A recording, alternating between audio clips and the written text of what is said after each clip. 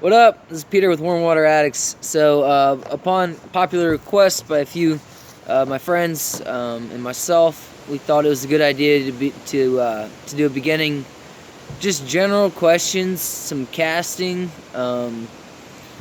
just general stuff that we're all gonna have to tackle one day if you're a beginner fly fisher. So, I got with me. You guys haven't seen his face yet. This is Joe. This is my cameraman.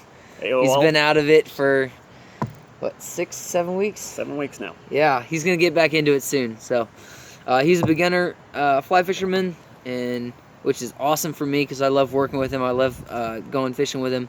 It's always great to have just someone to talk to. So let's just get started. Let's jump right in. So what's your first general question we got? Well, a little bit of background. I've been fishing ever since I was about 3 years old, 4 years old. But it's always been a spin caster or a little Zebco 202 out with Grandpa, going after anything. Like many of us, yeah. Yep. And then grew into saltwater fishing again, spin caster type. And I've seen a lot of shows and love the outdoors and going hiking and things like that. And of course, that lends itself to doing fly fishing and very light tackle or sometimes even heavier tackle. So I saw a couple of those shows. And you mentioned that you work for one of the retailers, one of the retailers here in the Kansas City area, Overland Park area, and you took me out there and we gave it a couple of shots. I have a fly setup that I had from the rod and reel, and this is from about 26 years ago when it sounded like a good idea, and I never got around to actually using it. Yeah. But watching this vast array of things, and then even looking at the equipment, there's all kinds of different ratings and things like that don't line up with what I know. Yeah.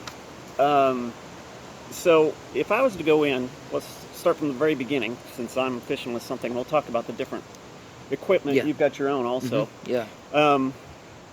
If I was to go into a fly store today and say, okay, how do I get started in this? What do I need to purchase?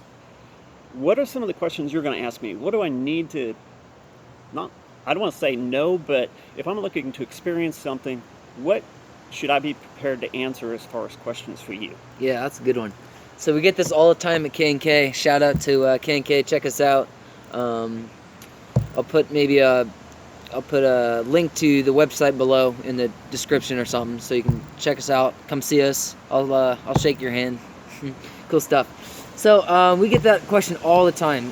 What do we do when we just want to fly fish? Generally, our first question is, what are you fishing for?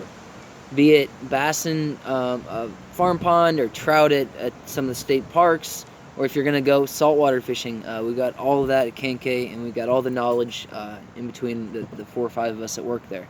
So first off would be, let's just start off with around here. What do we fish for around here? We fish for bass, carp, bluegill, crappie, so warm water fish. Most of those aren't going to fight as hard as a bonefish, the exception being a carp. So you have to know your fish, you have to know the area you're fishing in. So tell us if you're going down to Bennett or you're going down to Taneycomo or just fishing farm ponds. So location, target species, and then how you really want to fish them. Or if you don't know, just tell us, hey, I just kind of want to fish them. Give us your top things. So if we know those 3, we can get you a setup, a line, leaders, flies, and we can probably print you off a map or something, or show you a map that give you just a general education of that area. So let's just put ourselves in a situation we want to go for bass. Okay. Just to get us somewhere. Okay. Largemouth bass. Largemouth bass or smallmouth, or the equipment's very, very similar. So we got to pick a rod out, because you got to cast something.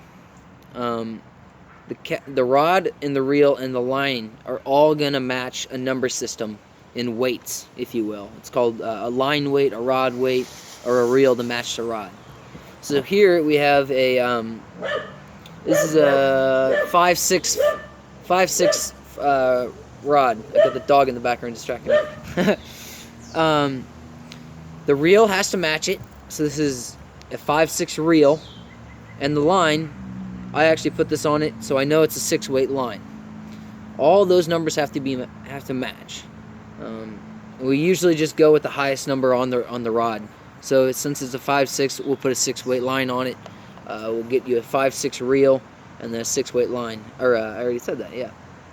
All those have to match so that the rod will be able to cast. If you put a 4-weight line on a 5-weight rod, it just won't work. If you put a 4-weight line on a reel, it won't fill up as full, and it can cause some problems. So, assuming all those match, then we will ask you where you're fishing, how big are the fish, and what type of fishing you would like to be doing. So, leaders, we'll get into that for just a second. This is just a general trout leader. I'm not sponsored by Rio. That's just the company I use. So don't get on me about that. But we have a thing called an X system.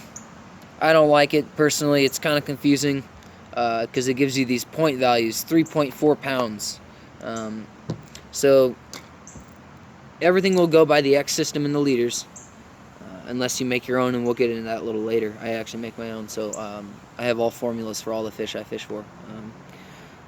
So with bass, we do everything from 3X to 0X, or 0X.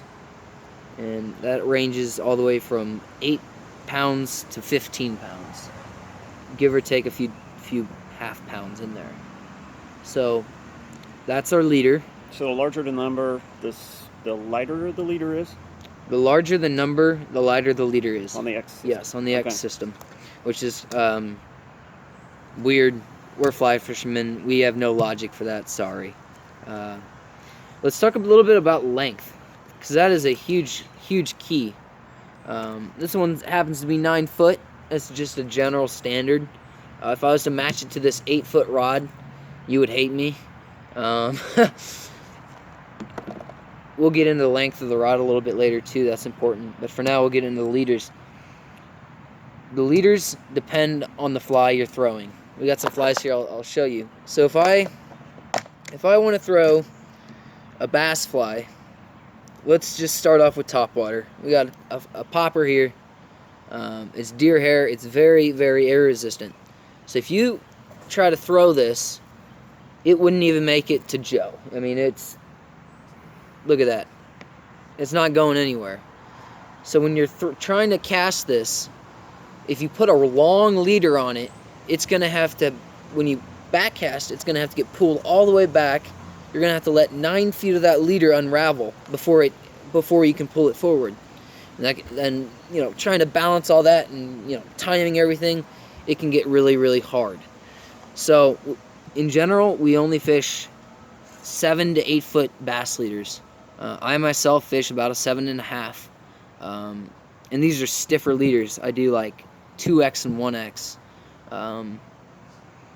and you know, you're not wanting to throw a long leader. You're gonna have flop back there. You're gonna have some problems throwing these little or these larger bass flies. So longer the leader, harder it is to throw with an air resistant fly. So to fix that, we just shorten up our leaders. Okay. Now, when it comes to the weight of the fly that you're using, does that also figure into the length of the leader, or is that not really a consideration at that point? Yes and no.